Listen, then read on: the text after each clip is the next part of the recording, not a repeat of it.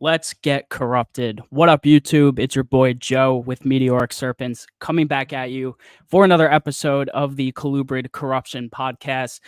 Guys, back for another episode. Glad to be back. I know last week was a little short solo rant, but glad to have the guests back and have some cool ones slotted in for the next few weeks. So make sure you're tuning in.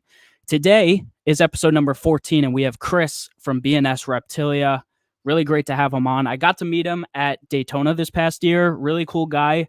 I didn't know he worked with colubrids a whole lot. Like, I saw his name from like the YouTube chats and stuff. I know he did the ball pythons, but we got to talking about the different colubrids he kept. So I knew that I had to get him on the show. And that was when I was kind of like I was kind of brainstorming the show. It was starting to come to life. And if you see here, the top left and top right corners, those are actually his snakes. They've been part of the other thumbnails. So I appreciate that. He was one of the people I reached out to. I was like, I know you got a lot. Just if you could send me some pictures for that. Guys, as usual, typical business, Meteoric Serpents t-shirts. I am wearing one today for once. They are available. I do have them. If you're interested, let me know. I have all different sizes. Let's see. All my social medias are down below, and they are in the description. I have Chris's social media in the description as well. His Instagram is down there, so go give him a follow and check him out. With that Morph Market, I do have some animals available. So if you are interested in some stuff, go check it out. Let me know. I did sell a couple this week, so that was cool. Glad to see people interested in stuff still. So yeah, all good. And then yesterday, if you guys saw my Instagram story, I did make another stop at my buddy Blake from Blake's Exotic Feeders. Got myself some more quail, had to restock from the first order. And, as usual, always satisfied. Quality is always great. If you want to diversify your diet, go hit up Blake. Guys, I will tell you, if you go straight to his website, it's going to default a very expensive shipping cost. You can get that down if you message him directly, but only if you message him directly. So don't try to go through the site. He literally told me that. So, and it's like public knowledge. So yeah, go hit him up if you want some quail to diversify the diet. One last thing before we get into the chat, I really just want to say, obviously, I tell you guys every week how much I've been enjoying doing this show. Yesterday, I had 3 people in 3 separate conversations, and I'm not even going to say their names, but they all gave me different forms of props for doing the show, and just seeing how they think I'm genuinely like excited about these animals and like care for them, because it's something that we kind of see that not everyone is in today. There's a lot of people motivated by money. I don't know, but it was really nice to get those messages and in person too. So yeah, guys, I just really appreciate all the support. So keep it coming. Hit that like button on today's video. Let's get into the chat, and hit that subscribe button if you haven't. Thank you. Let's see who is here. James from J&S Exotics. Thanks for being here. My buddy Eric. Eric's More Factory. What's up, man? Hope you're doing well. Bosa. Chris, my brother. Yes, sir. Rob. What's up, Rob? Hope you're doing good. Brian Heath and Hatchery, what's up, man? Hope you're doing well. Emilio, VPI Villain, thanks for being here. My dude, Don D, thanks for being here. Chris is in the chat. He's also backstage. We're about to get to him. Neurofy Exotics, Krista, thanks for being here. Heretic Reptiles, thank you for coming out. And let's see, one last one. Kent, Craft Brew, Morphology. Thanks for being here. All right, guys, without further ado, I do want to bring our guests out. Everyone, please welcome Chris from B&S Reptilia. What's up, man? What's going on? What's up, everybody? Happy Sunday. Yeah, Super Bowl Sunday. Obviously, we're doing this a little bit earlier than usual. Thank you for accommodating to that. I figure it's better, before everyone's with their families and friends and whatnot. So just bang out the early episode and give people some time to do stuff later. But my wife's like, last week, I'm like, yeah, I had that podcast on Sunday. Don't forget, blah, blah, blah. We're going on. And then like Monday or Tuesday, I remind her again. She's like, this Sunday? And I'm like, yeah. She's like, Super Bowl. And I'm like, oh, damn. And then you like contact me the day after. And I'm like, cool, worked it out. Yeah, I didn't realize either because again, I said I don't even pay attention to football, so I was just like, someone in a group chat mentioned the Super Bowl, and then I looked at the calendar. I was like, oh shoot. I was like, all right, let's figure it out. But anyway, we're here. We're doing the episode, so and people will check out the replay, so that's always good. Oh, yeah, absolutely. Yeah. Chris, I ask everyone this, and you've probably explained it a few times before. If you wouldn't mind, however long or short you want, can you kind of explain how you got into reptiles in the first place, where it kind of all started for you, and how it transitioned into where you are today? Yeah, absolutely. I think it all started just from the day I could walk out my back door and to the creek next door of my house, 2.5, 3 years old. That's when it started, digging for frogs and just messing around the creek and then venturing into the woods, catching the garter snakes. We had a wood stove, so we always had a wood pile next to the house. So I'd always be flipping tarps and just grabbing snakes. The neighbors would call me. I'd go get their garter snakes, let them go in our wood pile. So that's how it all started. And you were always in Pennsylvania? Yeah, yep. Born and raised in southeastern PA, like just about an hour north of Philly, my whole life. So, gotcha. Yep. It's funny watching my 3-year-old. As soon as it rains and boots are on, and he's over in the creek, and my older brother's like, awesome. Man, that is you. Like he remembers me doing the same thing. So I'm raising my boys in the same house I was raised in. That's awesome. It's pretty neat to watch them do that. But I just always enjoyed messing with the reptiles and mostly snakes. That was always my passion. I always loved snakes. Yep. And then when I was like a teenager, I started breeding corn snakes, and then I started getting like a pair of all kinds of species, like a Noah's Ark shit. Like it was a pair of blood pythons. I had a pair of pines. I had boas. I had iguanas. And I had like 30 different species, I guess, at that point. It was all like mix mash, no rhyme or reason. It was just, I liked working with it. I was a kid. And then I got into some trouble, and my whole collection just had to get liquidated. I went away for a little while, and then fast forward till 2013. So that would have been, when was that? 98. So 98 to 2013, no reptile pets like in my life. It was just, I always had that passion inside still, but I was disconnected from everything. In late 2012, 13, my buddy's like, I think I want to get a pet snake. And I was like, I used to be into snakes. And I looked into classified and fauna, and it was just like, I was like, what? And then, dude, it went from Craigslist, 7 snakes, 12 snakes.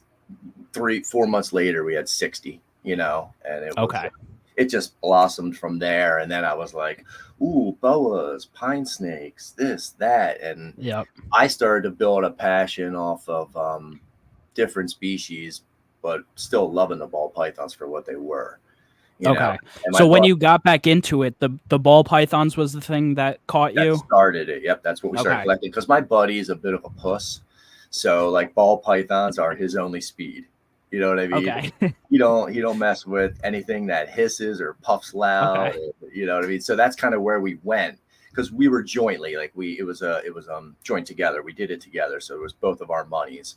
And then I started investing my own money into, pine snakes, blood pythons, boas, all that stuff. And then fast forward to 20 is when that we were B&S pythons from 2013 to like 19 or 20. And then I was like, you know what? I got to change my name. I can't be B&S pythons selling boas and pine snakes. And stuff. That's when we went with Reptilia, got a solid logo. And then I just kind of bought the other guy out. I said, look, this is what I'm doing. Do you want this amount of money, or do you just kind of want to come here and play when you're bored? And he's like, I don't care. Let's just keep it going. Because he has his own business. He's obligated somewhere else. It's not a money thing. It's just fun. And then that's when I started gearing as a business, like 18 or 19. I started being like, okay, what are we doing here? Is this just pets, or are we trying to build a collection? Because I didn't hold anything back for like the first 7 years or so. I was just creating and selling, just enjoying it, Nice. So that's how we got to present, pretty much. Very cool. Okay, awesome. Yeah, and we're definitely going to get into kind of the business talk and the diversification of the collection. But first, obviously, as the title indicates, we do have to talk about the colubrids. So obviously, and as per like your bio and what I see from you, you are mostly ball pythons, and then the colubrids are kind of like the side thing. But like you do have a decent collection of the colubrids. Mm-hmm. I think we're at 20 breeders with colubrid. Okay. That's kind of my limit, because all my colubrids are in a separate room. I have like a North American species room, and then I have my ball pythons and locality boas and stuff. Cool. So yeah, I think we're down to 12 breeder pairs now, and then we have one to 6 holdbacks that we're just raising up are still juveniles. So the juveniles I keep in this room, but they stay on the floor. I have a concrete floor. So even though my room might sit at 78 to 82 ambient, the floor is always like 75 and cooler. So it's a little bit more chill for them. Makes sense. And I don't brew mate on my juveniles either. I just kind of feed a little bit less while my others are hibernating, just to kind of trigger it mentally. But I don't. Yeah, it's a little bit of a cycle. Yep. Yeah. Start conditioning. Cool. Yeah. Awesome. And then when we are talking about the colubrid species wise, Pituophis is definitely your main thing. Yes. The bulls and it's pines. Do you have gopher snakes as well, or is it just bulls and pines? It's just bulls and pines. I had a pair of gophers. I had an albino and like a super forks and a couple other things. I started working with I had some meeker stuff, and I was starting to work on like meeker albino, Sonorans, and stuff like that. And I don't know, something about the gophers, it just didn't do it for me. So I'm big on like trying things, but if I'm not passionate about it, I'm going to find a good home for it, and I'm going to put a species in that spot that I'm passionate about or want to work with or haven't worked with. So that's a good way to look at it, honestly, because you're better off. I always say, I don't think it's right. Like, that's how I feel about certain ball python morphs even. Like, if I can't open that tub and enjoy that snake every time I open the tub, or at least excited about the possibilities of breeding it because, like, it's a het or whatever, I really don't want it here. I don't want it taking up that extra space because I don't want to have something I'm not thrilled about. Excited. Like, I think that's just disingenuous. So I could appreciate you saying that. And it doesn't even matter like the value of that ball python either. Yeah. It's in the market, but like if I don't like it, it's not going to be in my racks. Sorry. I mean, I say it all the time, and this isn't a ball python show, but there won't be a sunset in my rack. I don't care. I don't care the market value. They're just simply, I can't open the tub and enjoy that snake. But that's just me. Again, that's just me. But that's what it is. And that's how I feel everyone should look at their collection. Like, no matter the dollar value, if you're Justin Kabelka, you got to be doing everything because you're top of the line, you're the man. But like, someone smaller with a smaller collection is like, work with what you want, what you're passionate about. Don't go chasing dollars. No, you can't.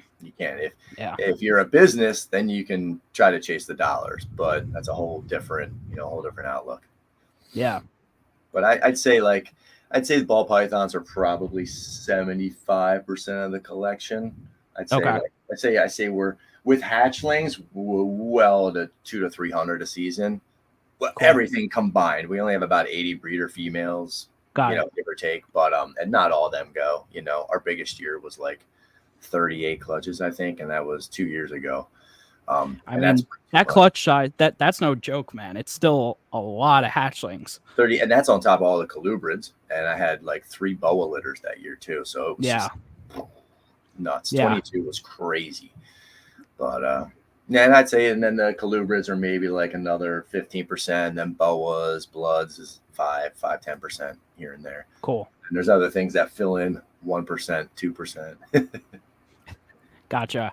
So what was it about, because it being your main thing on the colubrid side, what was it about Pituophis that really caught your eye? Because as far as I know, like down where you're at, you weren't catching bull snakes weren't part of the repertoire of reptiles you were catching out there. So what made you see them first and be like, that's the species I got to work with? Yeah, we have black rats and black racers here, and some of the black rats around here can get 6 to 8 foot long and girthy. I mean, I remember coming over to work one day, and there was one stretched across the road, and I like straddled him in a work truck, threw in park, jumped out, and I grabbed him, and he just kind of sat there and looked at me, didn't hiss, didn't bite. Still a nice, big, impressive snake. It's funny too, because I'm like, I gotta show my wife. I always want to show my wife new like things that we haven't caught in the wild. I want to show her around, and she's all into it. So I threw it in my lunchbox to get it home, and I showed her. But then I took it back where I got it and got it across the road and whatnot. But nice. The pine snakes. When I was younger into it, one of my first 2 bigger snakes was I had a big yellow rat snake. Thing was like 7 foot long. It was huge. It was so docile. It was the coolest thing in the world. And then I had a big pine snake, and she just the scales are they're just bumpy. It's just not the soft texture, you know. The keeled scales, and just everything about them. They have that shovel nose. They kind of look angry, but they're not. They can be so gentle. Some can be jerks, though. You know what I mean? But it's just their whole attitude, the way they breed. They're so aggressive when they breed. Do you ever see them breed? I personally haven't. Dude, the male literally will bite the female, the back of her neck, like some lizards do. And sometimes it's rough. And I remember the first time I saw it, I called my buddy. I'm like, this is okay, right? And he's like, yeah, isn't it great? And he was like all weird about it. And I was like, well, I mean, yeah, it's interesting. It's, it's I think a lot of the colubrids we keep have the propensity to do that. Just we may not observe it quite often. Mm-hmm.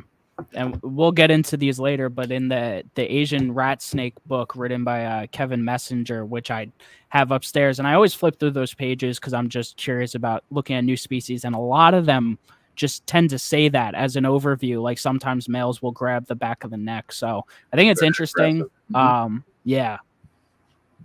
Well, it's fun and then just them being like the second biggest, North American species, and they're right in Jersey. Like they're only 2 hours away from me. Like that's a bucket list too. I want to go out in the Pine Barrens and do some hiking and see them in their habitat. Nice. So that would be cool.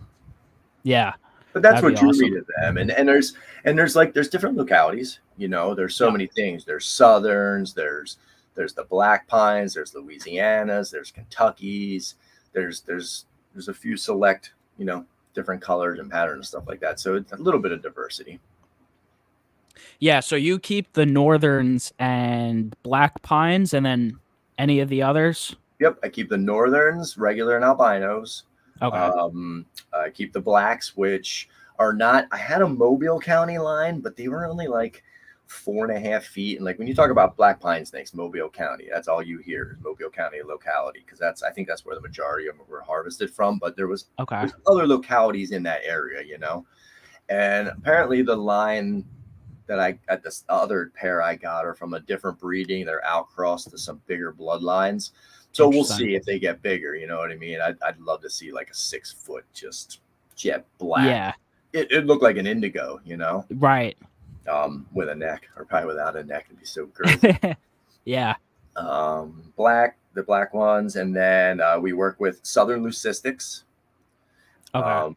And then this year we'll be pairing it's a Southern Snow. So I'm curious because if it's a true snow, it's an albino and anery or xanthic. Yeah. Yeah. And the leucistic should be its own thing. So I should be hatching normal Southerns, quite frankly. But I don't know. My one buddy tends to, he's not sure. He hasn't bred it out. So it'll be interesting to see what happens with that. Okay. And then we do Louisianas. This was our first year for Louisianas and Janii, the northern Mexican pines. Nice. We had a clutch of those last year. And then, awesome. A couple of the prior guests work with the Janii as well. Those are fantastic, beautiful animals. So they're wild.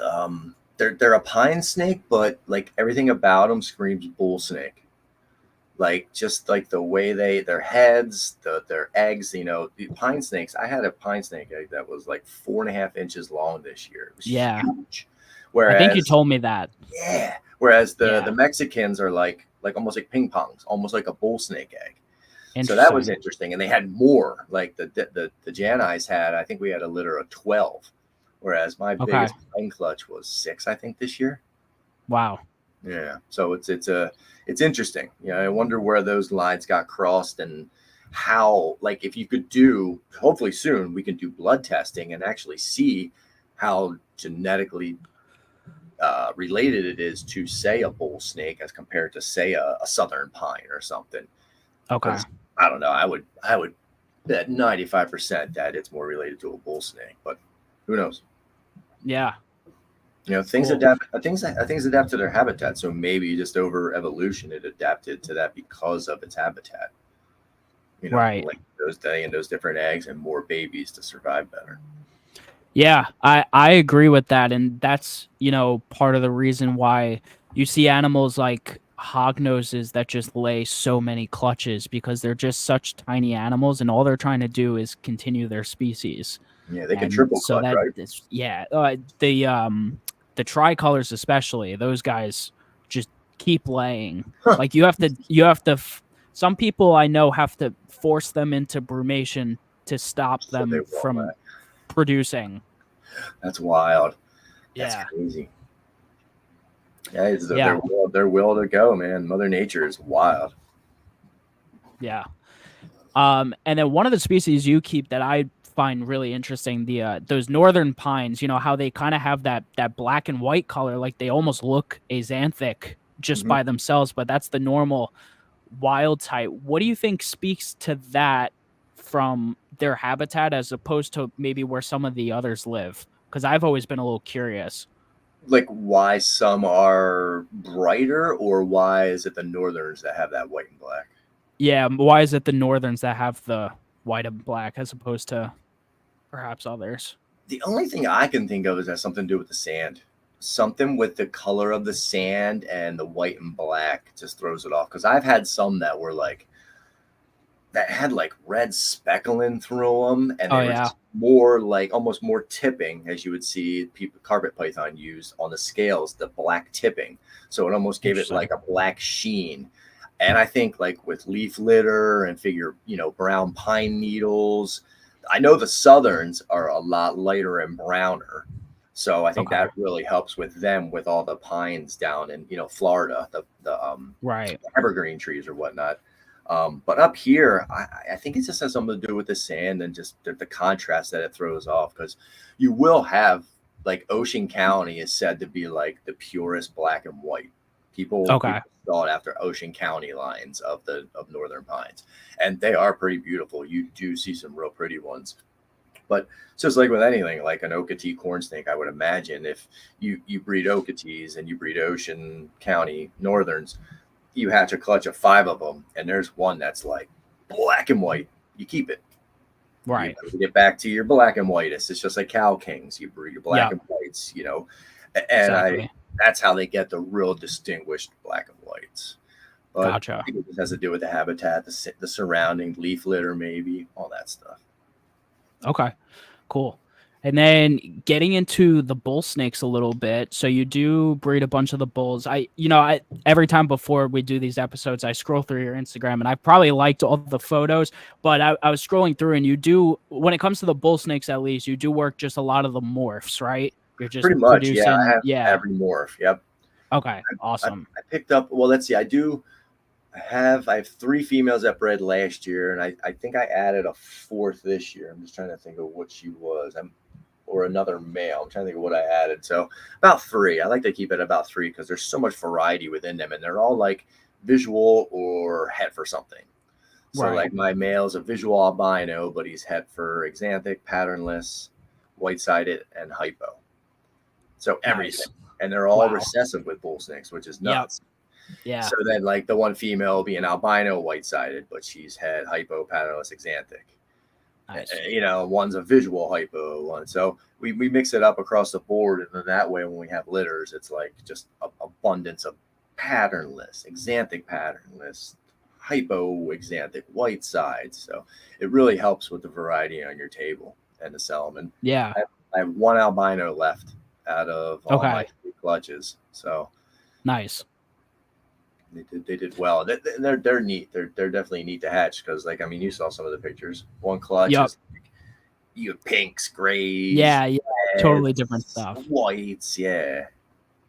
No, that's cool the way you have that, and it reminds me. I've talked about it a few times back at the pet store I worked at in New York. It reminds me of like corn snake pairings. We used to breed a normal corn snake to an albino corn snake, and we would hatch Anneries, Snows, Albinos, Motleys, and the whole rigmarole of all of those. And it was just so much fun seeing the variety in those clutches because it was like you never know literally what you're going to get. And I feel like it was different combos every single time we did that pairing. Yeah, it's wild when you do multi-heads like that. Very wild. Yeah. But, yeah. Oh, and then you also work with the Mexican Black Kings. So yeah, that's fine. I had a 2.2 Mexican Black Kings. I sold a pair of them on one of the auctions because I hatched them for 2 years, and they're cool and all, and they're neat to have around as far as like if you have stillborns or even slugs. Man, I threw a slug in there one time, and she like drilled it. Oh, really? I was like, holy crap! I didn't think she was gonna eat a slug. But for stillborns and stuff like that, they're awesome.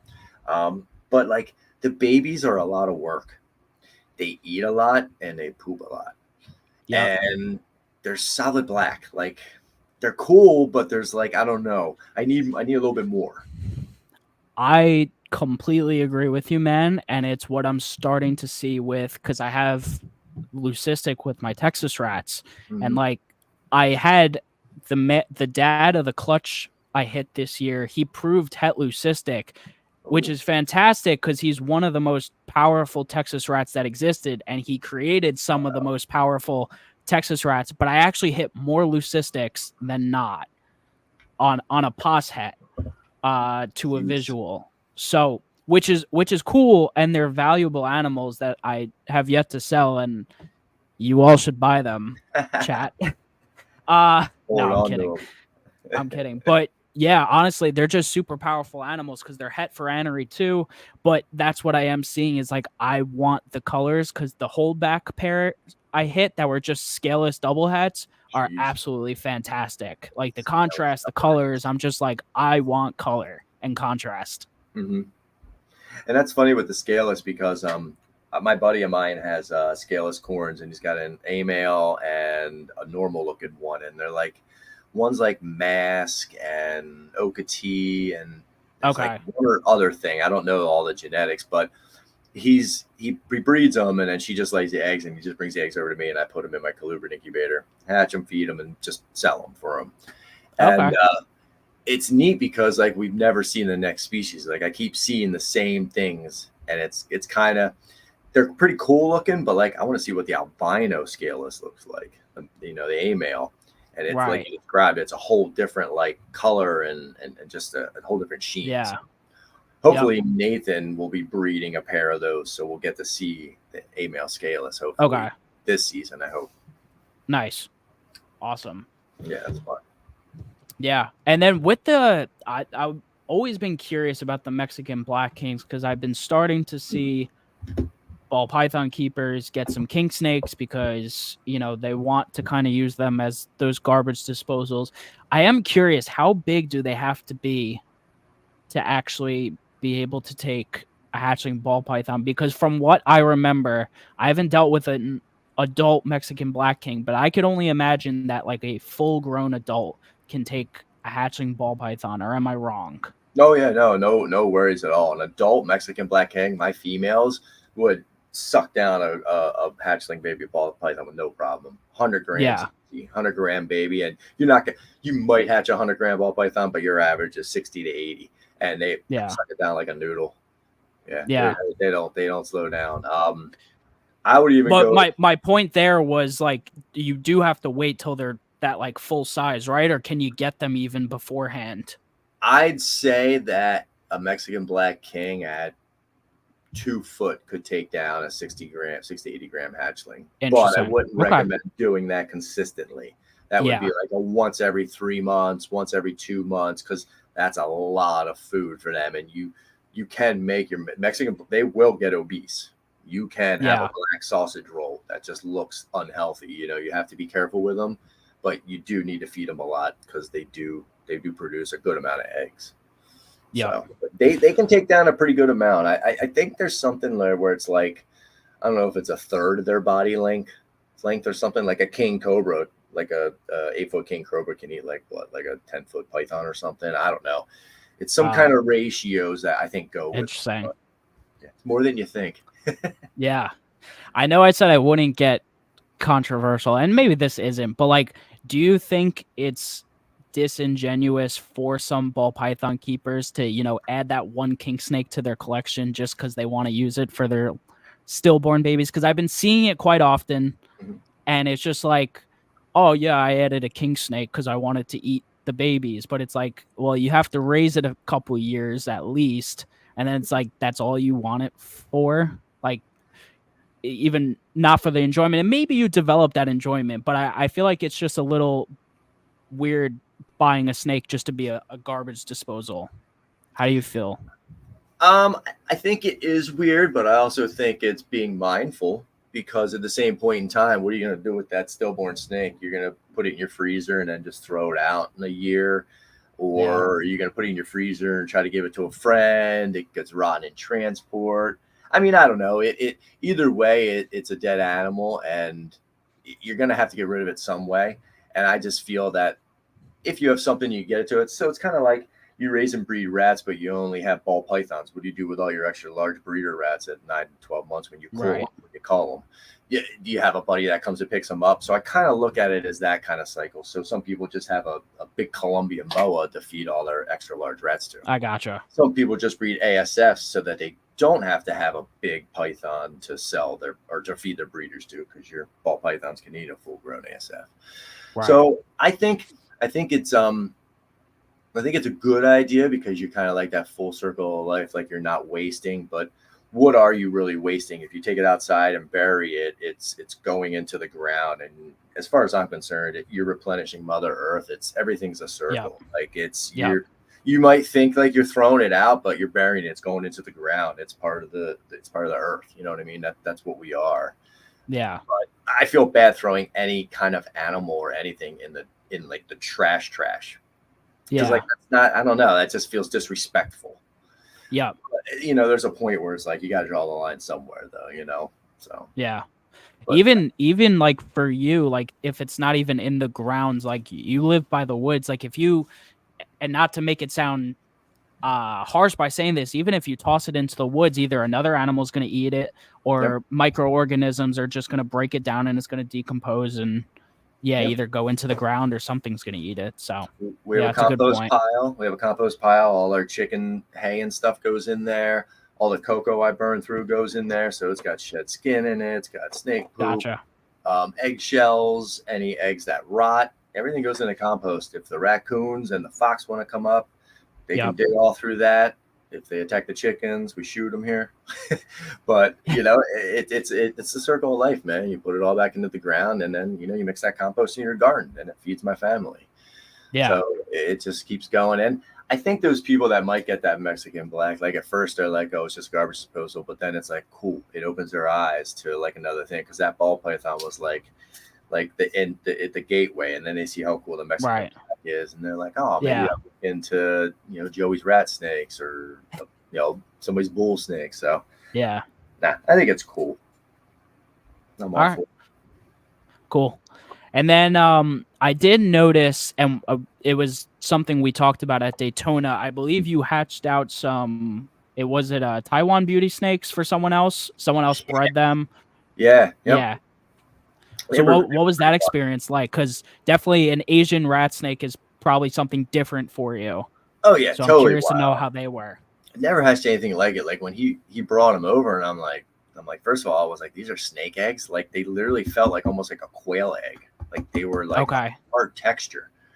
And he's like, yeah. And I'm like, well, they look pretty good, and he candled pretty good. So I prepped them up and put them in the incubator, and I did a little bit of research, and then I guess it was like I think it was like 60 or 62 days they were supposed to hatch, and it was like 62 and he was over, and like nothing pipped, or I cut one on 61, and I'm like, Well, they looked pretty good, and I mean, they were tiny eggs, but they came out like a foot long already, but they were like a wire, and they come out like rockets. Like, you can't control them things. They are wild.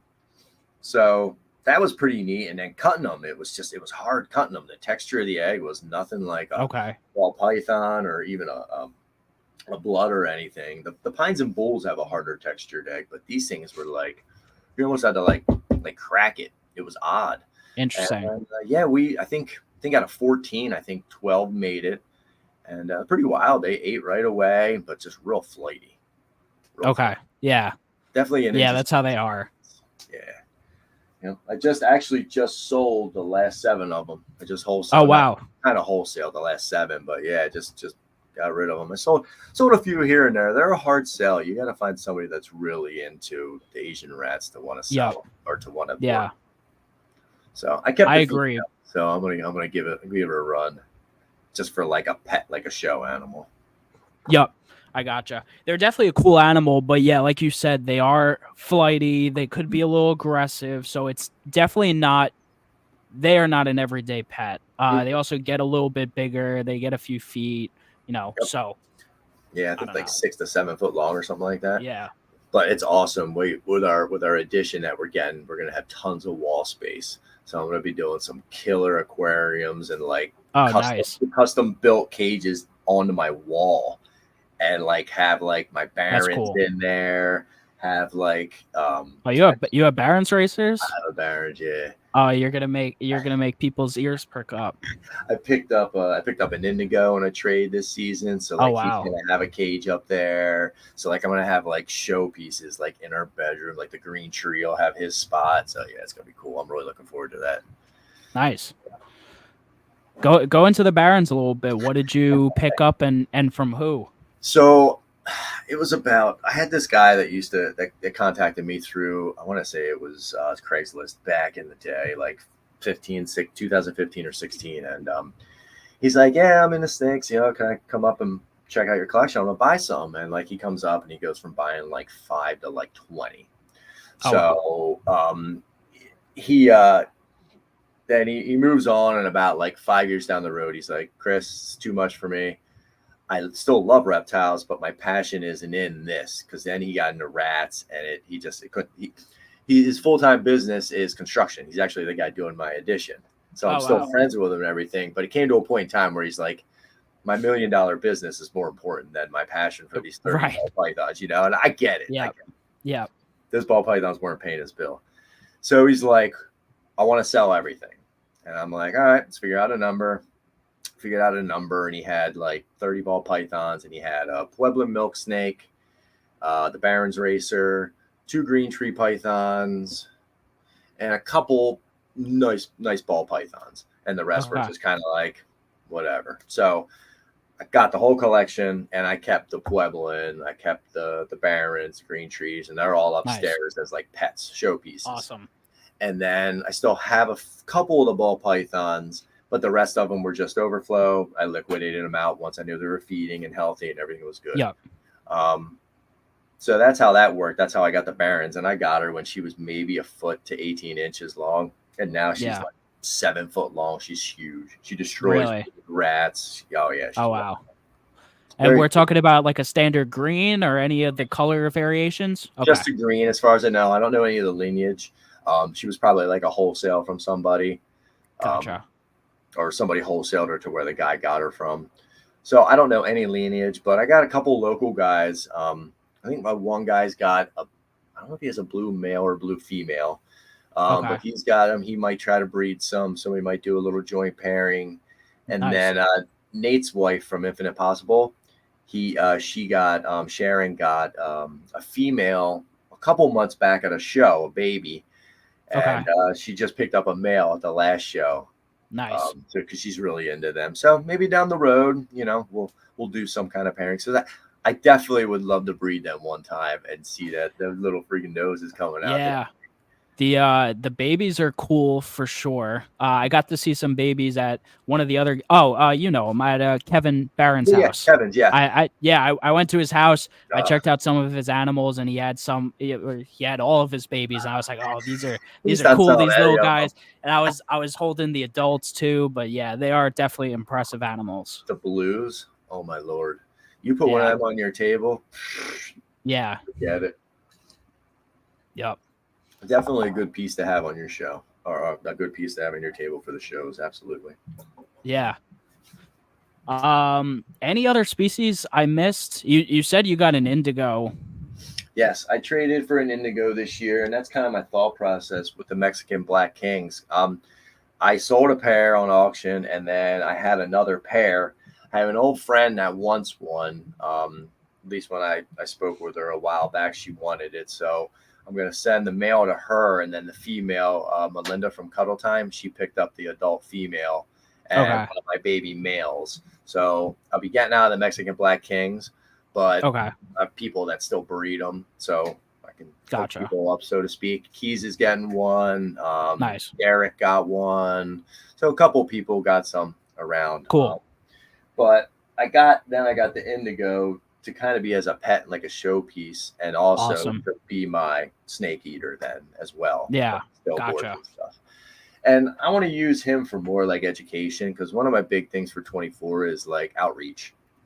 Yeah. I want to get out to more things like wine festivals and dumb little craft shows in the area, and just set my stuff up on a table for people to look at, because you can't sell animals there. But nobody brings their dogs. Everybody brings stuff. So of course I want to make sure it's legit. Bring my stuff and just hand out cards and just educate people. Let people hold a 6-foot indigo or a 7-foot pine snake and be like, hey, you know, these things live an hour away, and get people interested. Here, take my card, you know, blah, blah, blah. And just, we need to, I feel like if everybody in this industry could get like 3 more pet people involved, like that would be awesome. You know, help keep it moving. Yeah, I totally agree with you. And I wish there was more I can do to be educational. Like, I mean, doing the shows, like I try to be, you know, and I actually just made a video about it on YouTube. It was like a week and a half ago, just like vending a show and like why education is important, because sometimes you have first time reptile people in there, and like, you know, being that good vendor and explaining things to people and just running through the whole shebang about everything is just really good. But yeah, even getting out there to non-reptile events is great too.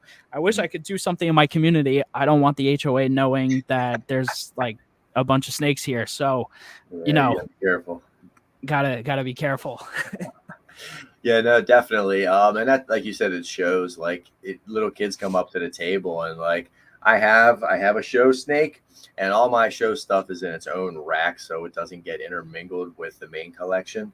I mean, it is in the same room. I do eventually. We are moving rooms, so there's changes coming in a year where I will be able to have like a showroom for babies and stuff like that, which will be nice. But like, just putting a ball python in a kid's hand, you know, at the show for their first snake they've ever touched or pet or whatnot. And like, just little moments like that, you know, hey, maybe in 5 years, that's going to be the next breeder, you know, that comes from the community, or just even pet owner, you know, maybe they'll have 10 pets. So you never know who you're talking to, what the future could be with them. 100%. As far as species, let's see, we went over the bulls, the pines. Yeah, I do. I have a pair of womas growing up. Oh, okay, nice. So that's an up and coming project. We have we work with a lot of locality boas. Okay. So we work with Costa Rican boas, Tarahumara boas. We have longtails, longicatas. We have a trio of dark phases and a pair of light phases. And then we have Argentine boa that's growing up, a T-positive female, which is cool. Pretty wild. Yeah. So hopefully next year she'll be 4 or 5 years old, and she'll be ready to breed. So we're going to give it a go. Yeah. Other species, we do some bloods. We only have a couple pairings of bloods. Okay. Some T-positive stuff, and then some Sumatran. Nice. Trying to think. Yeah. we're gonna breed carpets. Jeremy has my female carpet over at his house. Oh, cool. She just ovulated, so that'll be neat. A litter of jungle carpets. Yeah. So I'd be curious. Carpets are cool, man. They've been catching my eye. I think they're gonna start to gain a little more popularity. I could definitely see it. There are some people who are hardcore about it already, but I think for the casual pet keeper, I think they're gonna start popping a little bit more. Yeah, and that's another bigger of the subspecies, and they do stay pretty tame, but you can get a nice big. I mean, Jeremy's male, I think, might be bigger than my female. I mean, he's pushing like 7 foot, and that thing will take large rats easy, no problem. But they're beautiful. The jungles, the reds, or the yellows and the blacks, just that contrast is nuts. Right. And then you start mixing them with some of the other stuff that just brings out more yellows and less black, or more black. I forget what some of the crosses are, but there's some really, really cool colors with them. Nice. Cool. I did want to ask, in going over some of the other species, I'm quite ignorant to boas in general. I haven't had any, and none of my guests have really had, but I think there's been like a boa here and there. I don't listen to any really boa content anywhere. How have like those been for you market wise? I'll say pre what we're in now. Like what's normalcy look like for boas, and like where's it kind of looking right now for you in breeding all those different localities and subspecies and whatnot? Well, in 22 we had a really good year. We had a litter of Costa Ricans, the Tarahumarians, and the Tarahumarians I've been trying to breed for like 3 or 4 years. I've had them since 2014, so they were 9 years old before they bred, which is typical of a boa that only gets 3.5, 4 foot long. Yeah. They're in a hybrid 5540, and like they have room. Nice. So in 22, I had those, and I had some of the hatchlings left over into the 23 season, but they didn't like hang around. You know what I mean? They didn't stay around. They went off the shelf pretty good. I'd say, and then I guess the year before, so I don't know if it was 21. In 21, we had some Dumerals. I also have a trio of Dumerals boas too. Nice. We had a litter of Dumerals, and they went pretty good because there was a spike in the market. Dumerals went from $150 snake to $600-800. So like, oh wow, I couldn't keep them on the table at $400. So they hit this weird spike and just blew up. They're tough to breed. I haven't had a litter since, like a successful litter. I'd say, and then in 20 we had a litter of Nicaraguans, and they sold pretty quick, but that was a cheaper boa. They were only like $100 to $150. So depending on the price range and rarity, is depending on how they sold. This season though, I'm already out of bull snakes. So I say overall, they sold the quickest this year. Bulls and pines, I have neither of those left. Oh, I'm sorry, I have Louisianas and the black pines. But you can't sell them across state lines. So that makes it tough. So that's another reason they sit a little bit longer. Okay. So I think overall, everything seems to. It's hard to judge because I'll hatch 100 to 150 ball pythons, but I'll only hatch 40 bull snakes, or I'll hatch 15 blood pythons, or I'll have a litter of 30 boas between 3 of them, say. And they're all going to sell quicker than all the ball pythons. So it's hard to justify what sells better or quicker, in these times. But I have very little left over from year to year. Like last year was my biggest year with hatchlings. Or I'm sorry, not last year, 22. Okay. We had over 300 hatchlings between everything. And that was my biggest year. And we only had maybe 9 left over coming into into 23. Yeah, hatching. Wow.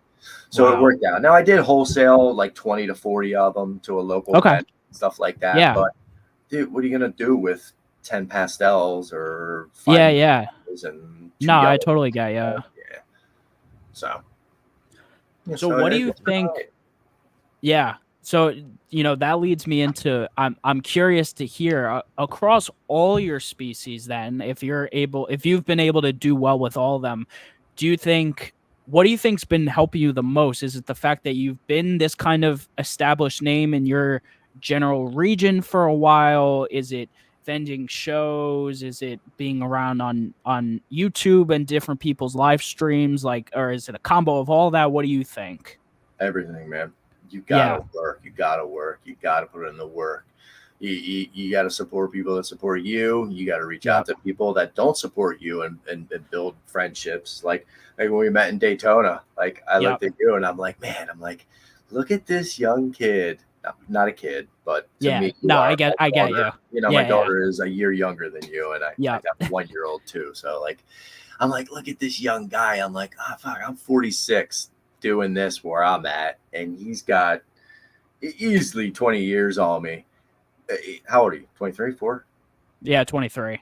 23. Yeah. So like think about what you can do in that amount of time compared to what I have left to do.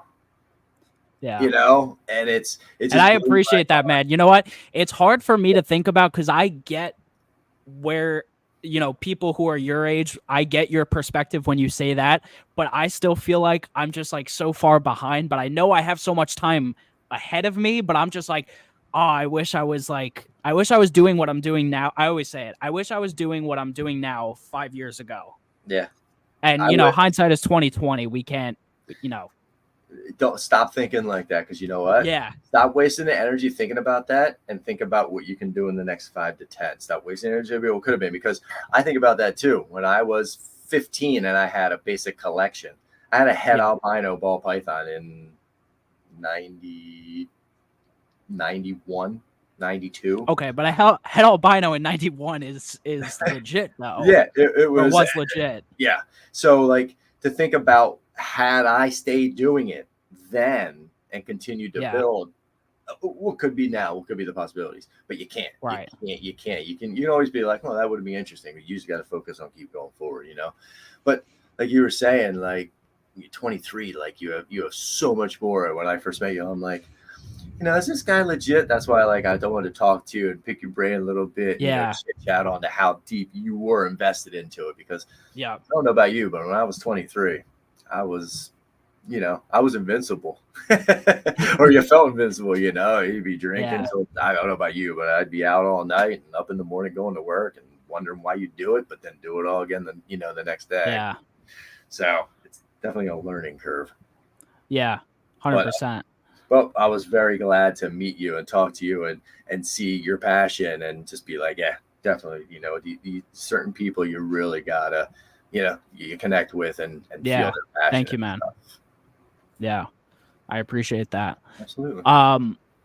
Yeah, and then kind of segueing from that, something I wanted to talk to you about was how kind of multifaceted your business is as B&S Reptilia. Besides the species, like you are high volume producing each of these species, so you're able to have, this very diverse social media display as well as like expo displays, all that stuff. And then you also breed your own rodents, and you are a regional distributor for the chipper cocoa. And I always forget, what's the ready one?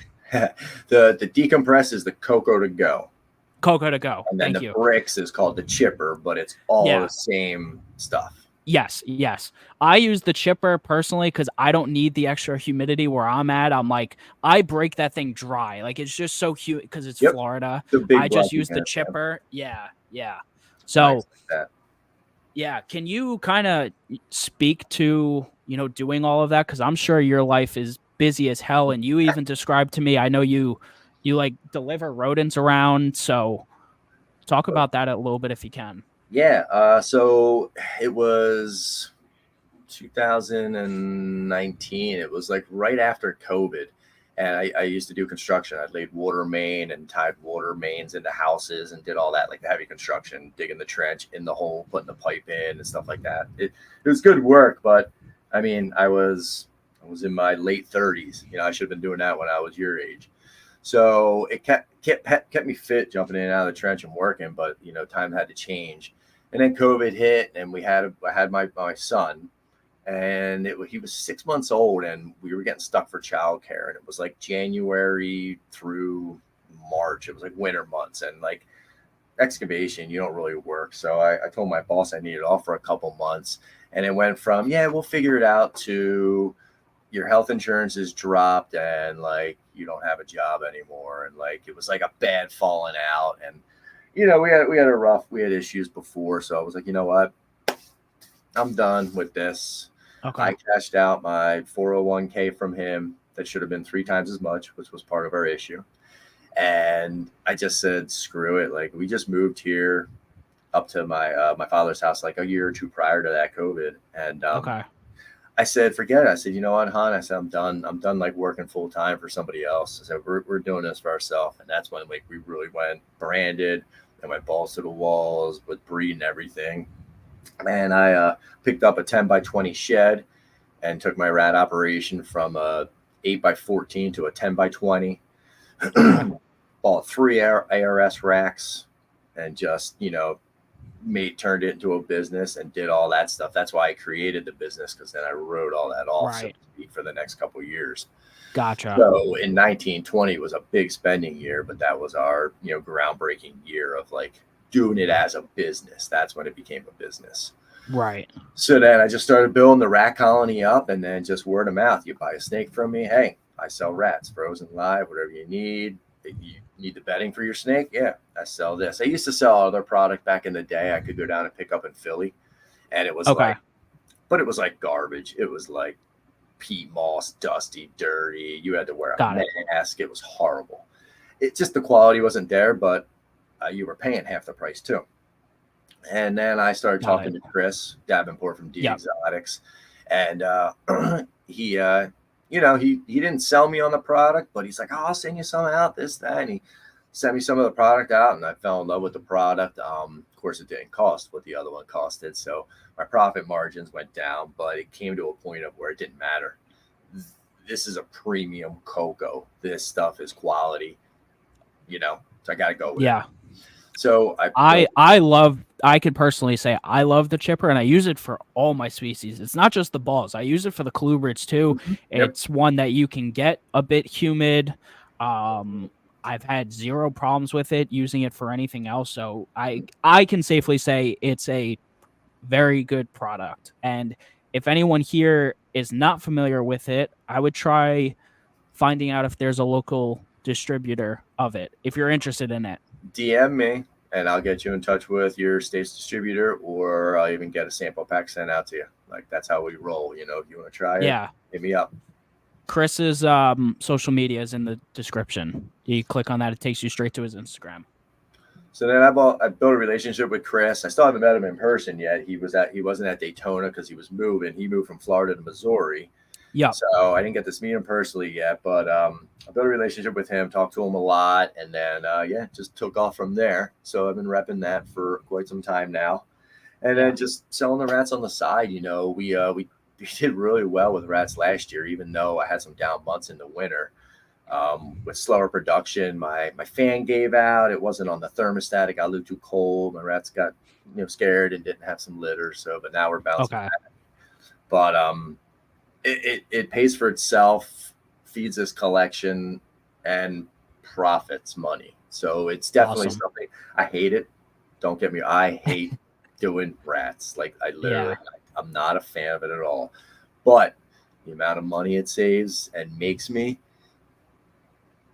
Have to do it. Gotta do it. Gotta do it. Especially with a collection like this, and when times like this, when people aren't calling you for snakes or seeing what you're working with, when you've got to do the legwork to sell your snakes, it's a lot nicer to have those rodents out back that you don't have to be like, crap, I got to order this week, or I forgot to order this week. If I forget to order 5 rodents, guess what?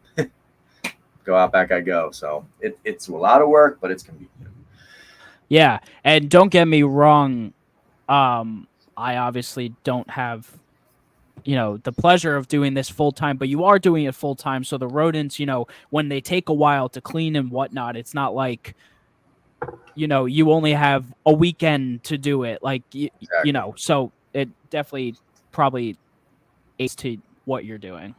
It's awesome. Like I still work a day or two in here or there. My Okay. father-in-law My has bad. a contracting carpentry type deal.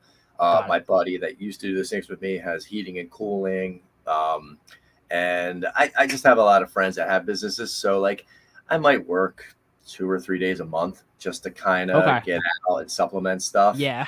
But at this point, like you don't really have to, but I like to do that. I kind of stay in that, Right. I want to stay in that momentum. But yeah, it's definitely a luxury. I love it. It's very blessed, but it's a lot of hard work.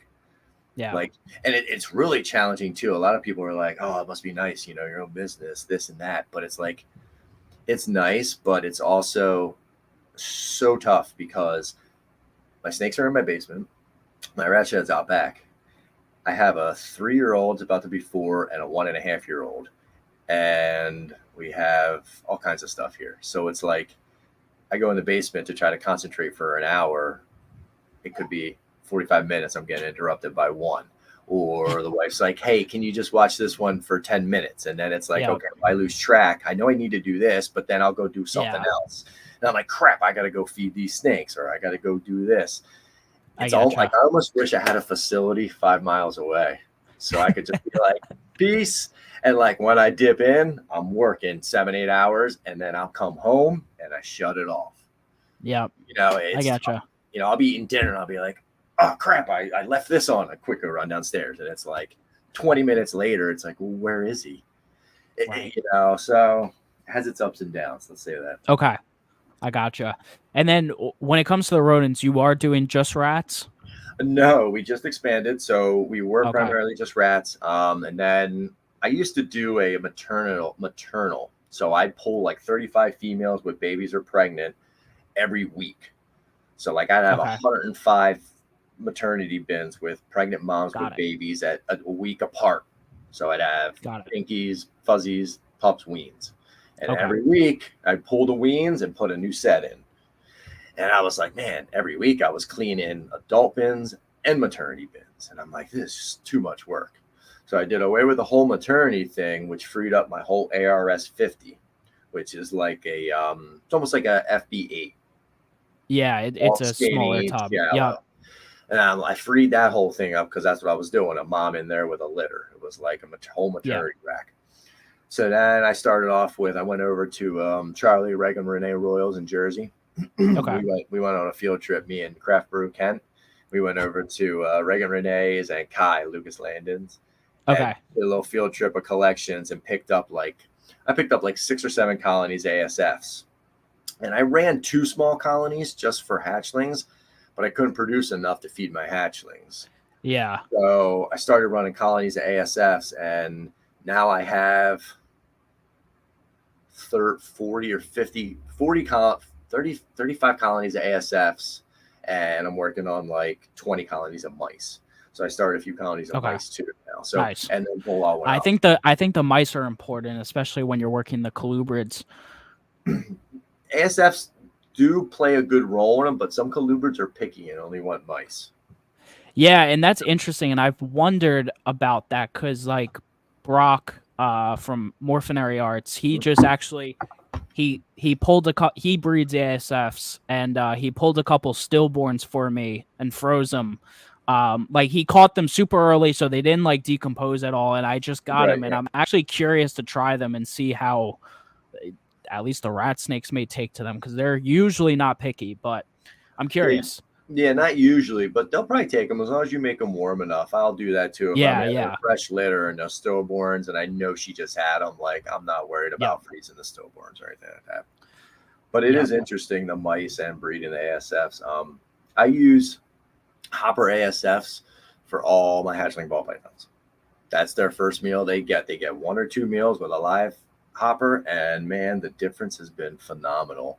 As opposed, I agree with you. Yep, I was lucky enough for Brock to have enough to help supply. I only had 1 clutch of ball pythons, but to help supply me for even just those guys, just having the accessibility to hopper ASFs, and it was great. Yeah, it's wild. You throw. I remember the one year I threw like 20. I've tried to feed 25 hatchlings with like fuzzies to pups, rats, and like 4 of them ate. And then like I did another experiment where I did the same thing with ASFs, and it was like one of them didn't eat, and I was like, done.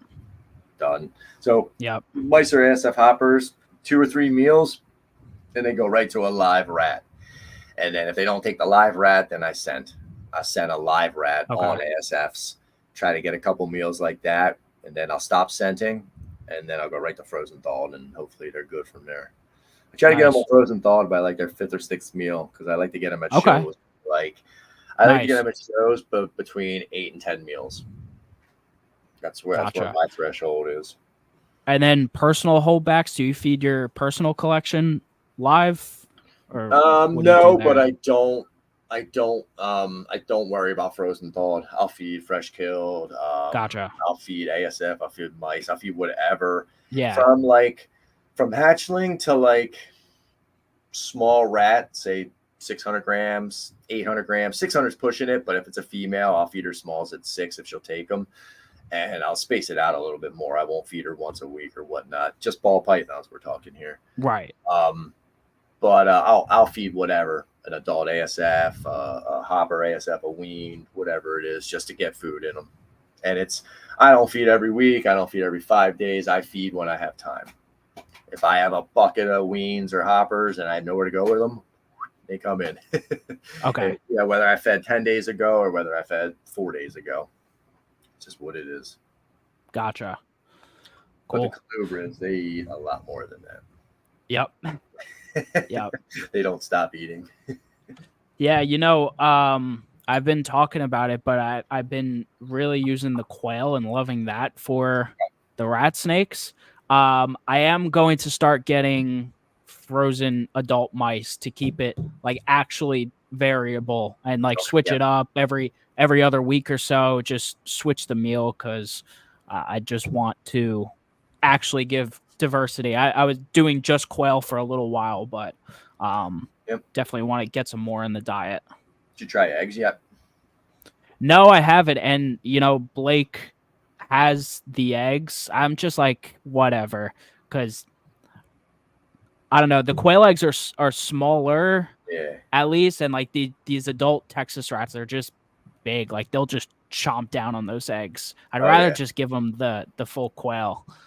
Nice. Yeah, I think one of my pines took an egg before once because we have chickens too, and I brought a fresh egg with a smaller, like fresh egg from a young hen, and I'm like, I wonder. And the one took it down. It was pretty interesting. But I definitely agree with the variety. Like I'll do day-old chicks. I get a lot of those. I have a chicken hatchery up the road for me, so I'll get all the lame chicks, and that they just cull off anyway. Yep. I'll get all that for super cheap. I'll do that. I'll do mice, rats, ASF. You know what I mean? I'll vary everything, especially with the colubrids. I'll just try to vary something different all the time. Yeah. Yep. Nice. One thing I wanted to obviously talk about again, because you are so diverse and you're able to kind of offer this perspective better than most of the people I've had on it. And that's not even a dig to them at all, but they're just not in it. The way you're seeing the market right now, obviously it's a little bit down. Some people are doing better than others, and I assume you're one of those people who's probably doing better than others just because you have a long track record. Just everybody's just floating. Yeah. So that's what you got to do right now. Just put it in cruise control and just float back. Yeah, I mean, even in the last week, I sold a couple snakes, and I've been sitting on stuff for like a while with just straight nothing. So I think people have to learn patience. But what I was kind of getting to, and especially you keeping the colubrids, do you see people, do you foresee people starting to branch off into some other interests in the hobby? Because I feel like I'm starting to see it. Like people are starting to get these interests. I'm doing this podcast and a lot of ball python people are watching and they're like, oh, hey, these colubrids may be cool. Like I'm showing off some of the species I have. So what do you think about that? So definitely. There is a lot of diversifying going on right now. And I think that's one of the things that the hobby is going because people are panicking. Kind of. So right now is the same thing that was going on in 2014, 16. There was a weird time in there where right now is where we were at then. When bananas crashed. You know, I spent $3,800 on a banana male in 2014 or late 13. Really? Yeah, in like 13 or 14. And he made his money back and he created all my banana lineage that I have. But by 16, they were a couple $100, you know? So the market is right exactly where it's at right then. So like when I look at the market and kind of like, you know, what things are going for, I've been around since then. So when I saw the prices go up during COVID, I didn't buy a goddamn thing because I knew this was ridiculous. I knew that certain things were just, you're out of your mind is kind of what I always tell my wife. I'm like, look at this. These guys are out of their mind. And I think whatever, hey, your production, you put on it what you want. That's the beauty of this thing. You know, you're the one that produced it. Kudos to you. You can put whatever number you want on it. But being in it from 2013 and seeing like that couple year span where it was like people were like hurting like at shows and stuff like that, you'd see the same thing and you hear the same booty chatter you hear now that like this and that, but it's the same thing that's going on. It's just it's the market. It's going to go up and down. It just happens. Right.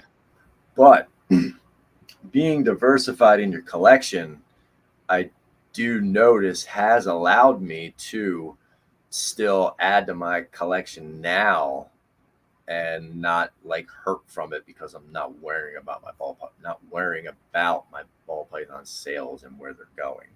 Like they'll go and they're going to go and like you're going to lose on auctions and stuff like that. But you got to offset that somewhere. So whether it's selling rodents or whether it's selling cocoa or whether it's multi-species. And I do think a lot of people are seeing that. And the ones that aren't strict, I feel like, with their business ethics are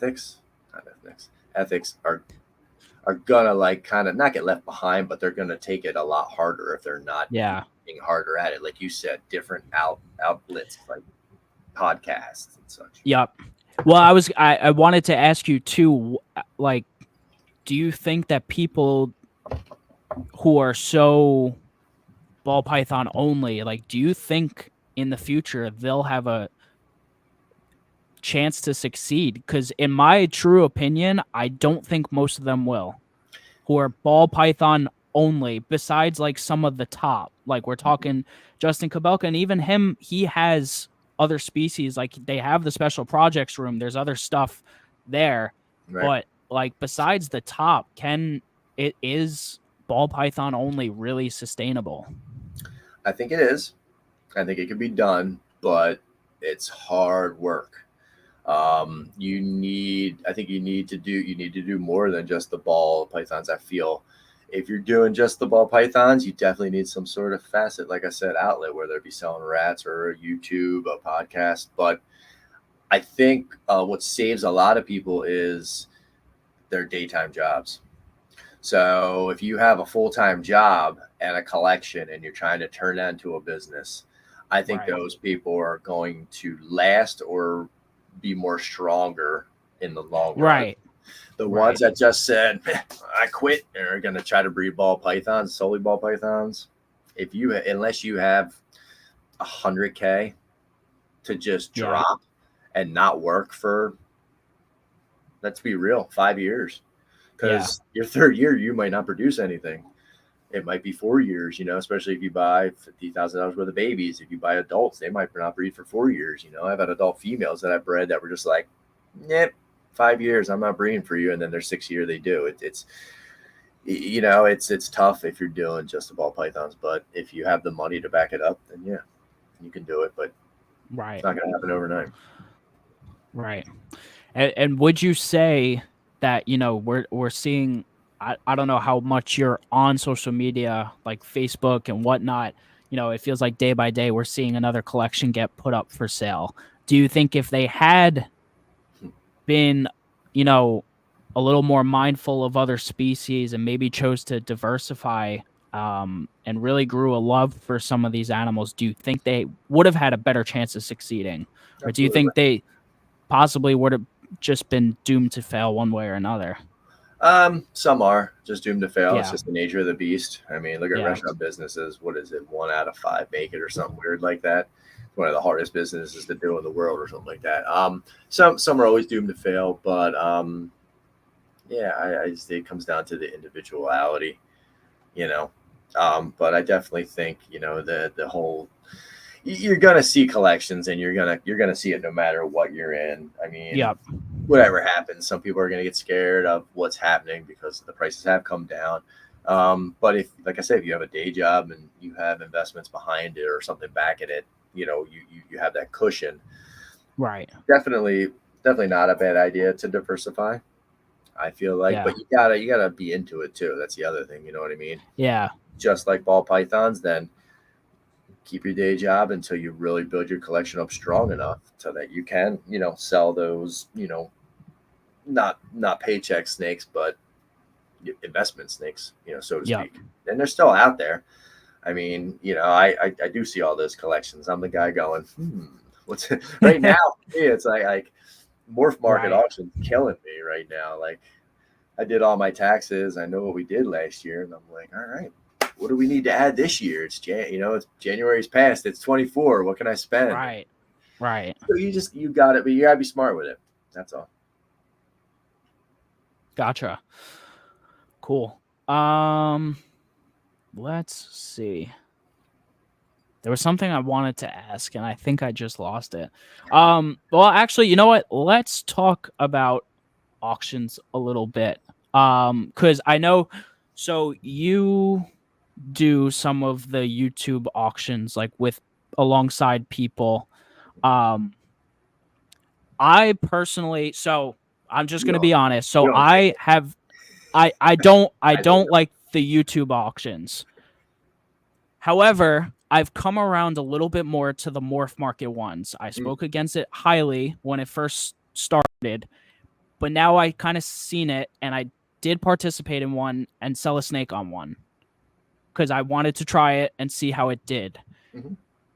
I think, so the way I kind of look at it, at least with the YouTube ones, there's limited eyes on it. Some of the animals can be going for well under market, and I think for certain things it could harm market value of certain genes, that specific animal. Whereas what I'm starting to see with the morph market ones is that there's way more eyes on it. There's so many people looking, and they're actually going for decent prices. They're going over market value on certain things. Like, you could go look at some snakes and they have higher bids than some of the animals that are just in the general listings, which I find really interesting. So I'm curious to kind of hear your perspective on where you're at with them and how you generally feel about them.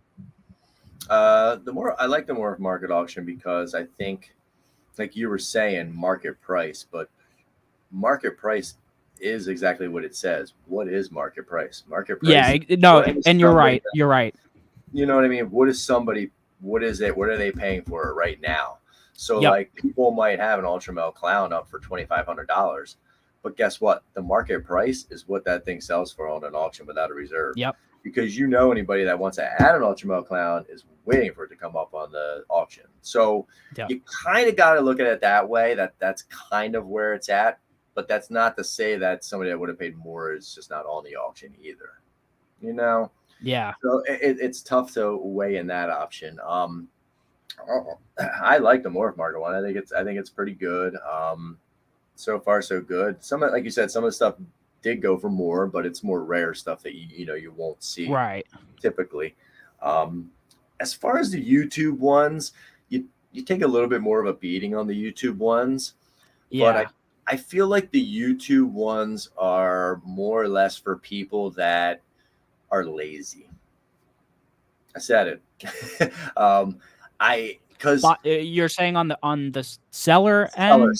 The seller end. So like, I'm not saying that they're a lazy person in general, but I'm saying that their Yep. business ethics are lazy because they're not putting the legwork out there to sell those animals themselves. They're not posting on Instagram. They're not doing local shows. They're not supporting other podcasters. They're not sponsoring other people to get their name out there. They're not in the chat talking to people. They're not building relationships with the community to sell those animals, or I just feel like they're not doing the legwork. So to hop on a YouTube and sell 20, 25 ball pythons in a matter of 3 or 4 hours, you're not going to a show. You're not wasting your time at a show all day long. There's no gas money. There's no hotel stay. There's no chance of you bringing mites home.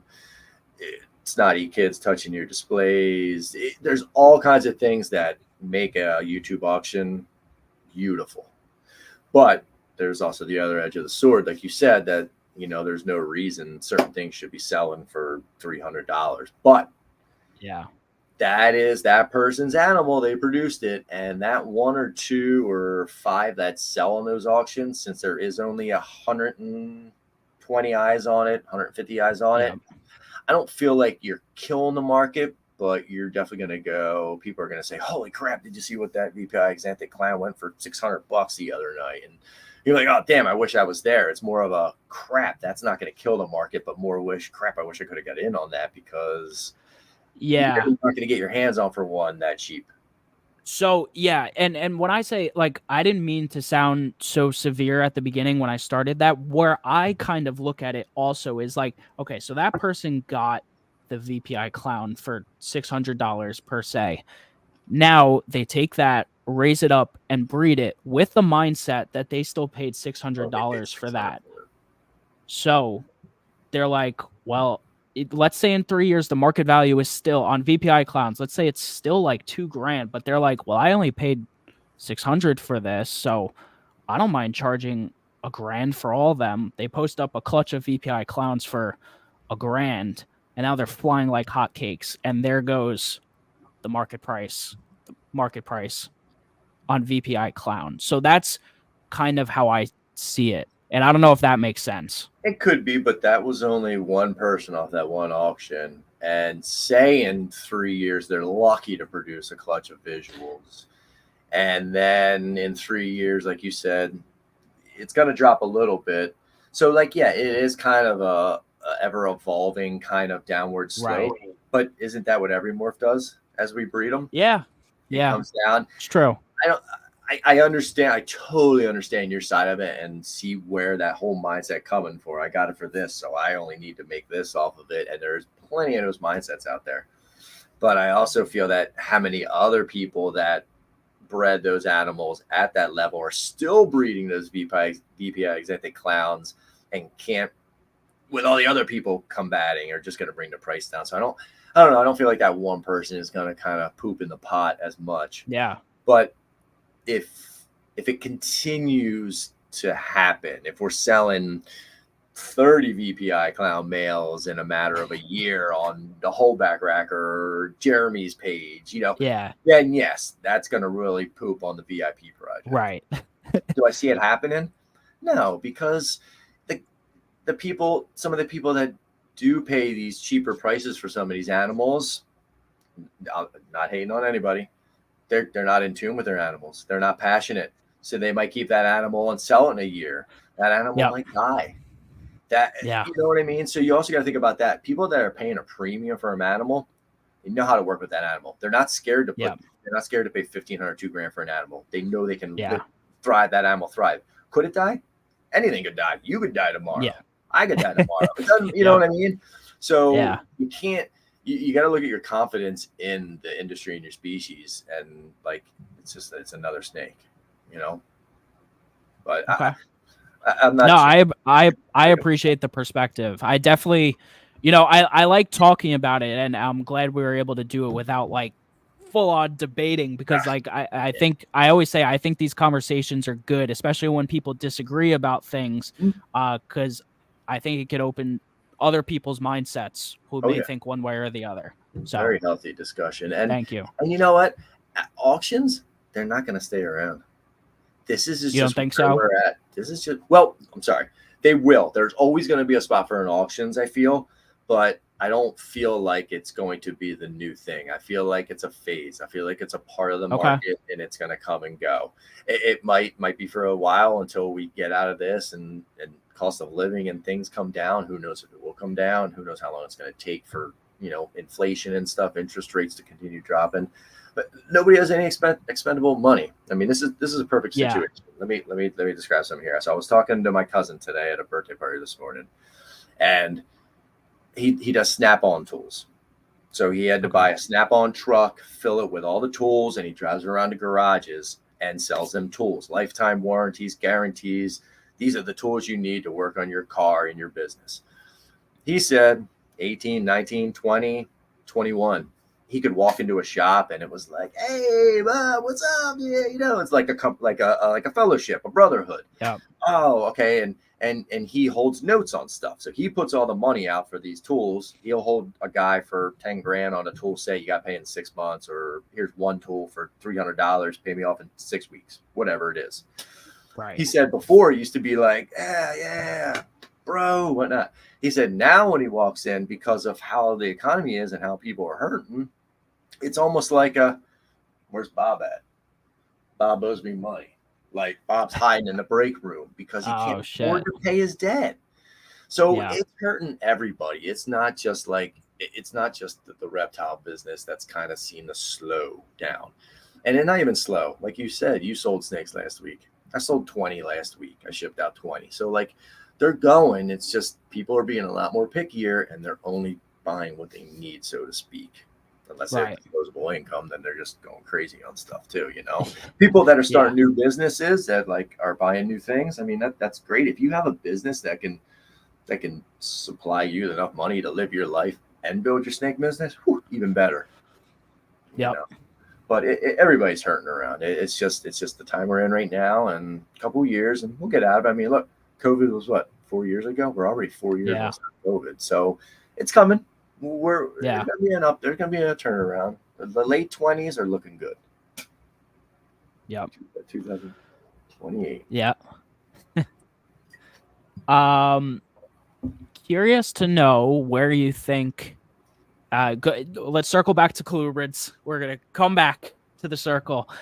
How do you foresee the future of them market-wise coming around? Because I feel like we're already starting to kind of see it.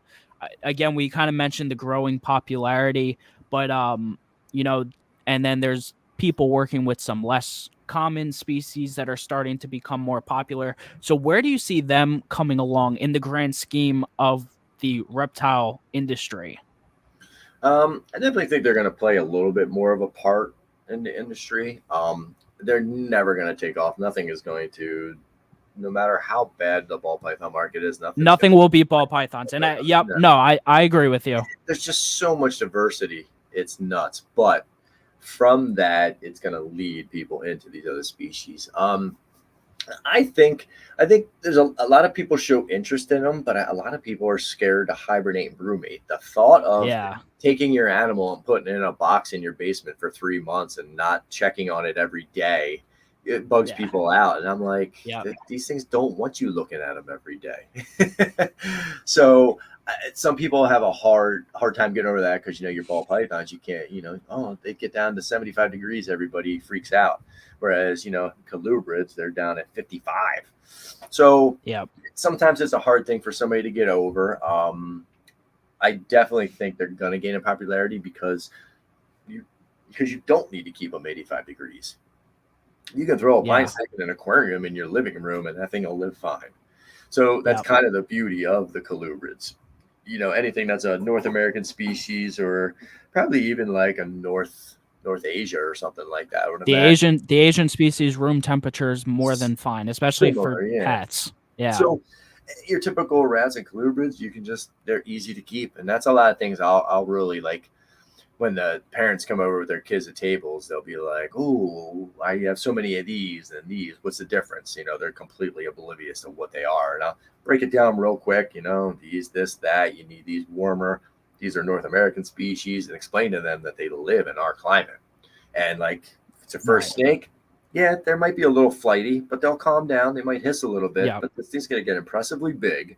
It's going to be, it'll be easy to handle, and you don't got no special requirements. You don't, very rarely do you have to worry about any kind of ailments as far as like respiratory infections, scale rots. Like colubrids are they're tanks. They're hardy snakes.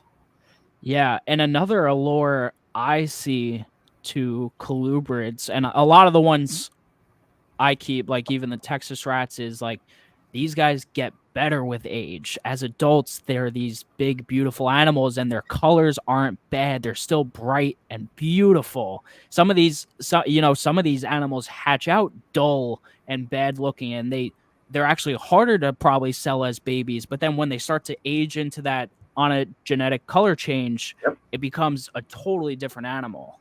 Yeah, the Janies are one of those exactly. Yes. Right now, they look like crap. Like in the container in the cocoa, you can't see them. They just look like a brown turd. Yeah. But the males you could actually see with each shed getting better and better. And like my male is 100 times better looking than my female. But I mean, she's still beautiful too.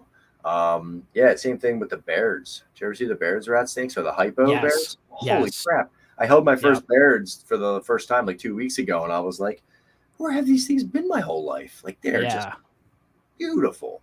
And then Jessica, like gunmetal silver with like the reds peeking through on some of them. Yeah, beautiful. Jessica posted from Hair Hollow. She posted a hypo one, and I was like, I need that in my life. Like, what's going on? Are they breeding? So it's definitely interesting that some of the adults get better with age. Yep. I find that with my Texas rat snakes 100%. They start off so different looking, and then even after a few sheds, it's like different animal. And I'm like, that's one of the best things about them. But yeah. Let's see. Kind of going into some wrap up topics. Like, what does the future look like for B&S Reptilia? Are there any species ads on the horizon? Talking colubrids at least. Is there anything that you're looking to do, or any goals you're aspiring to reach? Let's see, additions colubrid wise. Well, I just added a female Taiwanese rat, but it's gonna be more of a pet showpiece, more of a pet, something I want to take to like shows and just be like, look at this thing, it's just impressive because people see these little wiry, bitey worms and they don't realize that you can have this huge, giant, awesome rat snake. Yep. So like that's just something I want to keep. I don't think I'll ever breed them. Colubrid species. I might dibble and dabble a little bit with some things. There isn't much that really too much that caught my eye. I have the Indigo. I got the Barons. I might venture off into a few different like morphs of bull snakes. I really enjoy the bulls. Okay. I might expand a little bit with some different pine stuff, but I want to try to keep it at like 20-25 breeding pairs. I don't want to get too overboard with the colubrids. Gotcha. Because when I change rooms, I'm only going to have. Right now, I'm in an 11 by 11 room, and that's where most of that's where all my ball pythons and bloods and boas are. But they're going to go out until like a 12 by 15 or something. Like we're going to really blow it out, and then all the colubrids are going to come in here because I have windows. So come wintertime, I can leave them in a cage. So you could just open the windows and run a fan until a thermostat hits at 55 and be done with it. Gotcha. So then I have a little quarantine room off to the side of the main room. So I'll be able to access the quarantine room from my snake room and this room. So I don't know. I might just shut this side off. Okay. But I don't think I'm going to add too many more colubrids. Gotcha. We have the womas growing up. We have some scrubs growing up. So nice. I have a pair of scrubs. Speaking of scrubs, I will say I have a scrub person coming on in a few weeks to talk about some cool colubrids. If that gives anyone hints. But that'll be a cool one. Yeah, they're mean though. They're wild caughts. They're mean. I just want to get a clutch from them and like keep some of the babies and work with the babies and just get rid of the parents. Like they're not enough friends. Yeah, they're very impressive animals. They're cool for sure.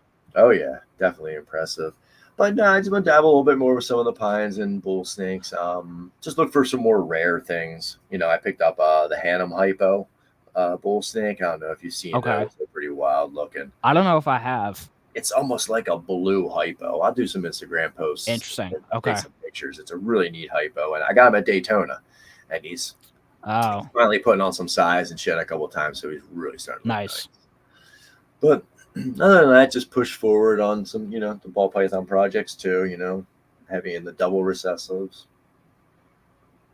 What's your main go-to project on the ball pythons? My main go-to right now is Hypo Clown. Okay, nice. I produced some wicked chocolate Hypo Clown stuff last year. Got super lucky with the odds, and but just all around, a lot of the visuals of building a lot of foundations these last couple of years. A lot of double hets, just like the pied Ultramel stuff, Ultramel Clown. Nice. Hypo Clown, and then there's a few triples I dabbled in, built some stock up with that stuff, some toffee Hypo Clown stuff, Hypo TG pied stuff. So slowly tying them in. One other thing in the future is Angolans. I picked up an Angolan python as well. So that's kind of like that's one goal, like you said, of each year, of every year. I try to acquire a new species or replace a species with something different. Gotcha. So like I always have the ball pythons, but I'll try to, like the Dumerals boas. Like I might work with them another year or two, and I haven't been feeling it, so I might just kind of move on from them, and that'll make room for the Womas or a different species to pick up. Nice. But yeah, always. I think that's a good way to go about it. Like experiment and move on if it's not doing it for you anymore. Yeah, it's like what I do with Mexican Black Kings. Like I've bred them 2 years in a row. They're pretty cool. Yeah, they're all good, but they're a lot of work, and like it just doesn't excite me like some of the other stuff does. So I'm gonna, I'd rather move to somebody else that's gonna enjoy them and enjoy working with them. That's the passion. Yeah. Even if it's not like a monetary thing either. Like I sold them cheap. I just, I want them to go to a new home where somebody's going to appreciate them. Like, I forget, I did a trade with somebody, or like Fred and AJ. Like I talked to them at Tinley, and I met Fred a couple of times, but that was the first time I met AJ at Tinley. And he came up to my table, and I had some of my pine snakes out there when I was vending with Adam. And he was just like, oh man, I love these pine snakes. I think I had the leucistics out there because I couldn't get the black pines or the Louisianas. Gotcha. See. So he's holding the leucistic, and he's like, oh man, I love the ones that are jet black. And I'm like, oh yeah. I'm like, I have some at home. And he's like, AJ's like, no way. And like, we just got to talking about it. So I contacted Fred, and I'm like, it's Christmas time. I'm like, can you pick this up for AJ? And I just sent him one. Because them guys have always been good to me, and we've done business in the past. That's awesome. Like, it's always a good time, So like, you got to do that stuff. It's not about $300 or $400 that black pine could have got me at the show. To see the video of AJ opening it and putting it in his hands, and things like that are always awesome, and like passing that stuff along to the hobby. I've had the pleasure of people doing it to me. I can't wait for that day where I can do that to someone else and just pass that along. It's good karma. And even like with Shane, Small Town Exotics, so we did a trade with him and for a pair of Tara Hamarans, because he was just. It was on his bucket list. I heard him make a couple of comments here and there, and I was like, look, I'll send you a pair. What do you want to do? Let's do a trade or something. So like we came to a deal, and he got a bucket list animal, and it is what it is. I made somebody's day. So like that's kind of part of it. Nice. It'll come back around. Yeah, for sure. All right, cool. Last thing I kind of want to leave on is what I've been leaving people on is, what would you say, or like, what's kind of your elevator pitch to someone who's looking to get into a new species like a colubrid, someone ready to take that jump into something else that isn't a python or boa? Biggest thing is do your research. All these animals have a habitat that they do best in. And a lot of times we think we're providing the best for it, and we're really not.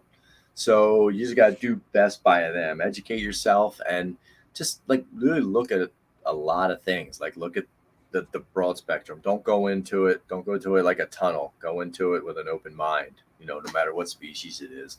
And don't be afraid. Don't be afraid to try something new, If look for that challenge, like excel at that challenge, like stimulate yourself, because it'll help keep that interest in the other things. Because there's times where I come down here and I'm like, I have too many ball pythons, but yet I just bought one on an auction. So it's like, to what extent, there's downtimes, but then like, look at my colubrids and I'll be like, yeah, okay.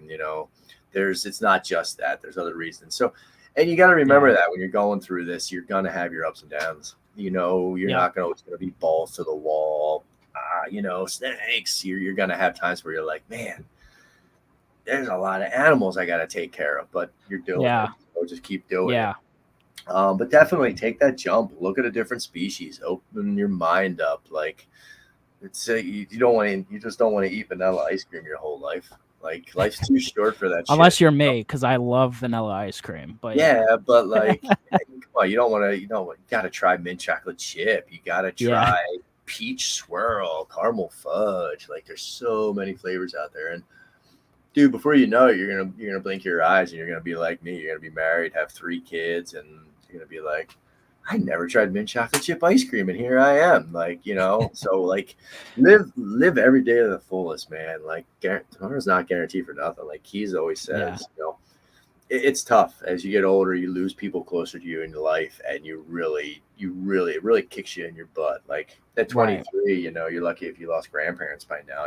If you're fortunate. It gets closer and closer to you, so you realize how short we do have on this earth. Short of time. 100%. What did Fred just say? I didn't see that. He said the pine snake I got from you is doing absolutely phenomenal. She just shed yesterday and ate last night. Good deal. And she'll probably poop today. Yeah, probably. Dude, they're wicked. Pretty much. Big, runny, nasty poop. Trust me, I know. All right, man. Well, we had a bunch of people in here. I think our max, we maxed out at like almost 20 people, but there's a bunch of likes on here and my YouTube's not updating. So, but what do you have to say to everyone who came out and, supported you today? Just thank you. Thank you for everybody coming out, checking out the show. Thanks for, making the time change because of Super Bowl. Good luck to your team if they win. But any questions, that you have about anything, don't hesitate. DM me. Very easy to talk to. I'll talk to anybody, beginner, new, novice. Teach me. I love to learn, I want to learn more about Asian rat snakes and stuff and Texas rat snakes because I don't know much about them. So there's always something to learn, don't shelter yourself and think you know it all, and like just do better for the animals in this industry. If you've never shipped before, watch shipping videos. There's still, people that just, they think they know everything and they don't want to take any type of education. Like, talk to people, please. Ask people, because animals and your reputation depend on this. There was some animals that got shipped a couple weeks ago that were just, they should have died and they didn't. They were lucky, and like, we just gotta do better. Do your research and do your education, especially if you want to turn this into a business in the future. If those 2 snakes would have died, that done. Like, your reputation is not ruined. You could produce the best snakes in the world, but you're still going to be that guy that cooked those snakes, unfortunately. So just do better, and just like certain things you can't handle. Like if a package gets held over at the hub and the T-pack, you get a DOA because it's cold, it froze up. That sucks. But when you're putting too many snakes in a small box with not the proper hand warmer or the proper box to begin with, the insulation, just do better. That's all I gotta say. Your reputation is everything in this hobby or business, industry, whatever it is to you. So but reach out. Thank you. I appreciate it. Everybody coming out. Joey, I appreciate talking to you, man. It's always good. Hell yeah. I'd like to see you before Daytona, but unfortunately, I think that's going to be the next time we meet again in person. Probably, but it's all good. I'll get to see you again. I want to I want to do some herping down there, man. So like, I need you to get in touch with some locals, like an hour south. Dude, and, like, I need to go herping myself because I'm a lazy asshole and I have not gone out in my general surrounding area. So I need to go and figure it the hell out. This is your homework. Here. You need to find somebody in your area that has good herping skills and got the hot spots, got them honey holes. Because in Daytona, I want to take like 10 people out. I want to go out and just go herping. I know there's a couple people that want to go out and do shit like that. So yeah, I think we got a group of people together and went out and did that. I think we'd have a blast.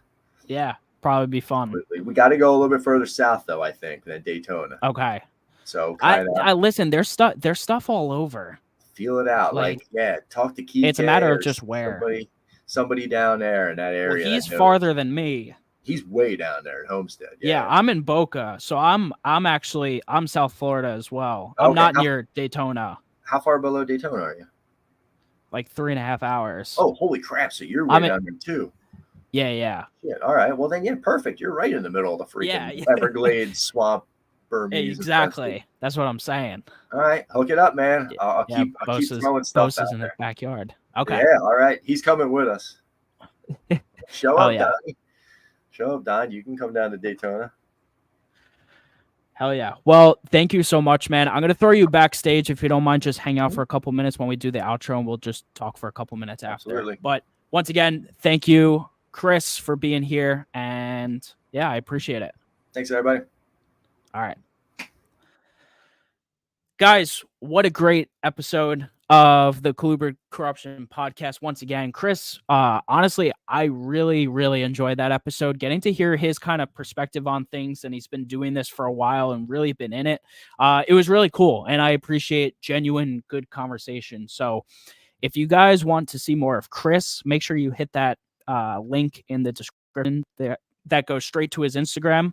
But yeah, guys, otherwise, as I always say, Meteoric Serpents t-shirts, I have them available. All my social medias down below. They're also in the description. Animals on Morph Market. Go feed some quail to your colubrids. Diversify your diet. Otherwise, guys, this has been another episode of the Colubrid Corruption Podcast. Today was episode number 14 with Chris from B&S Reptilia. Thank you guys so much. Have a great weekend. Go Super Bowl, and I guess go Taylor Swift. Peace out next week.